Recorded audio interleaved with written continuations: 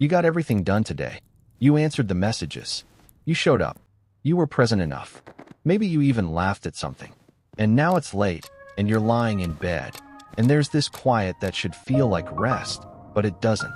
It feels like a low hum, like a TV left on in an empty room. You're not sad exactly. You're not anxious exactly. You're just hollow. And the worst part? You can't explain it. Because from the outside, your life looks fine. Maybe even good. So you do what most people do when they feel something they can't name. You open your phone. You scroll. You look for something to fill the space. And for a few minutes it works. And then it doesn't. And the hollow feeling is back, slightly heavier than before. Here's what I want you to understand before we go any further. That feeling has a name. And more importantly, it has a reason.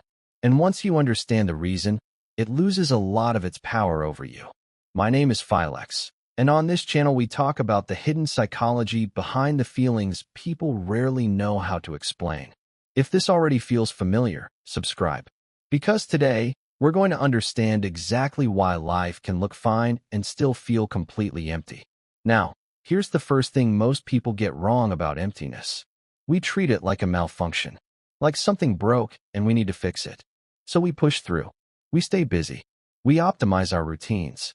We do all the things we're supposed to do for a meaningful life and wait for the emptiness to leave. But it doesn't, because we've been trying to solve it without understanding what it actually is. Here's what most people don't understand. Emptiness is not the absence of feeling. Emptiness is what happens when you've been disconnected from your own inner life for so long that you no longer recognize what you actually need, want, or feel. It's not that nothing is there. It's that you've learned, often very early, not to look. You haven't lost access to yourself because something broke. You lost access because at some point, it felt safer to go numb than to stay open. And this is where it gets interesting. Psychologists who study emotional development talk about something called emotional attunement, the ability to recognize and respond to what you're actually feeling in real time. Children who grow up in environments where their emotions were met with curiosity and warmth tend to develop a strong connection to their inner world. They trust their own signals. But a lot of people didn't grow up in that environment. Maybe your household was chaotic and there wasn't space for feelings, only for getting through the day. Maybe your emotions were treated as inconvenient. Too much. Too sensitive. You're fine. Stop crying. Maybe you were the responsible one, the oldest, the peacekeeper, and you learned very young that your role was to manage everyone else's emotions, not to have your own. And so you adapted. You became extraordinarily good at functioning, at showing up, at appearing okay. But here's what that cost you. When you spend years overriding your own emotional signals, minimizing them, rationalizing them, pushing them down, your internal compass starts to drift. You know how to do. You're no longer sure how to feel. And eventually, you become so skilled at bypassing your own experience that even when life is going well, something still feels off. You can perform your life. You just can't feel it. That's not weakness. That's adaptation. That's what happens when a nervous system learns that feeling is risky and functioning is safe. Now I want to show you what this actually looks like, because you might be living it and not fully recognize it. You're at Sunday dinner with your family. Everyone's talking, someone's telling a joke, and you're nodding and smiling. But there's this strange distance. Like you're watching a scene you're supposed to be in. You drive home and feel more alone than before you arrived. You get home from work, drop your bag, open Netflix. You scroll through everything for 10 minutes and land on something you've seen before. You don't even really watch it. It's just noise. Background evidence that you exist. Someone texts you, someone you actually like, and you see the message and you feel nothing. You don't want to respond. Not because you're angry, just because you don't have anything left to give. And then you feel guilty about feeling nothing, which somehow makes it worse. Or this one, you accomplish something real. You finish the project, you hit the goal, you get the thing you were working toward. And there's a flicker of satisfaction, maybe 2 seconds, and then it's gone. And you're already thinking about what's next. Like the moment you got there, it stopped counting. This is the pattern. Not a bad life. Not ingratitude. Just a persistent gap between what's happening and what you're able to feel about it. And the gap has been there so long, You started to think it's just who you are. It's not. Here's why. But before I explain, I need to say something uncomfortable. Because this is the part most people skip over, and it's the part that actually keeps the emptiness in place. Sometimes emptiness becomes familiar. And when something becomes familiar, we stop questioning it. We start mistaking it for personality. I'm just not someone who feels things deeply. I'm more of a logical person. I've always been like this. We build an entire identity around the numbness, because the alternative, admitting that we've been absent from our own lives, is too painful to sit with. So we don't call it emptiness anymore. We call it being realistic, being low maintenance, being chill. And that reframe? That's not growth. That's the numbness convincing you to give it a permanent address. Now, and I want to address this directly, you might be thinking, okay, but isn't this just avoidance? Am I just someone who needs to face things instead of hiding? Fair question. Because there is a real difference between protective numbness and avoidance, and they can look identical from the outside. Protective numbness says, I learned to shut down because staying open got me hurt, repeatedly. This was the only way I knew to keep going. That's not weakness. That's intelligence in a difficult environment.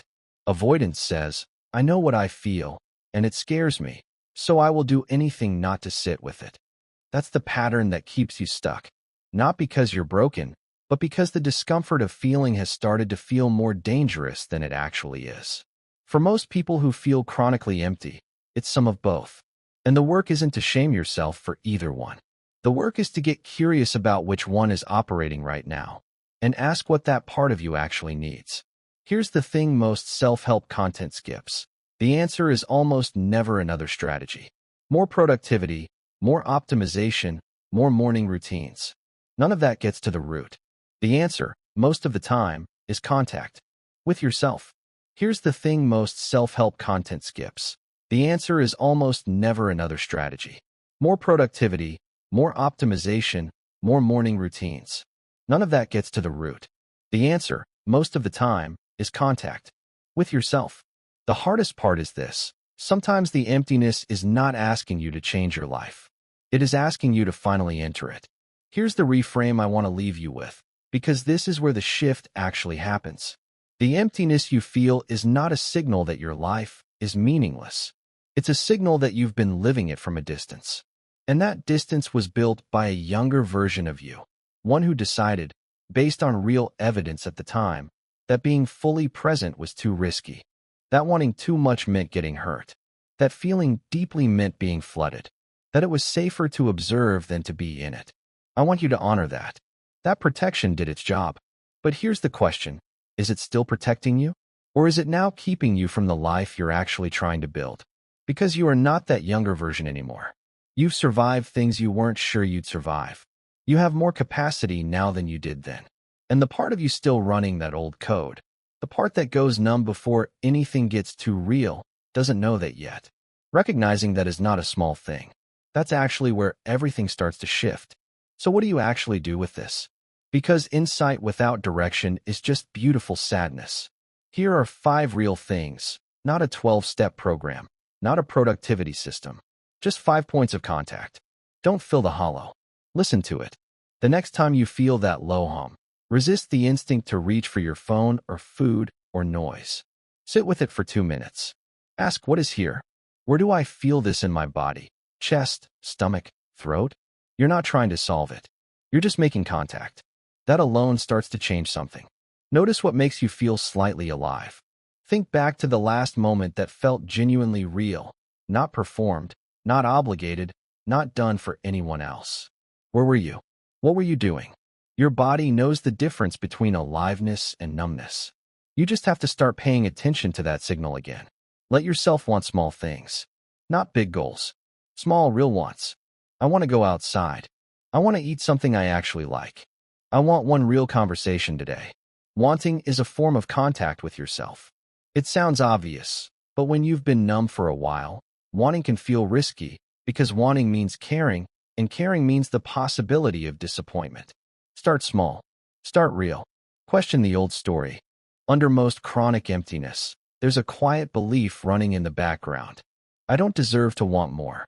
This is just who I am. Nobody really gets me, so why try? These aren't facts.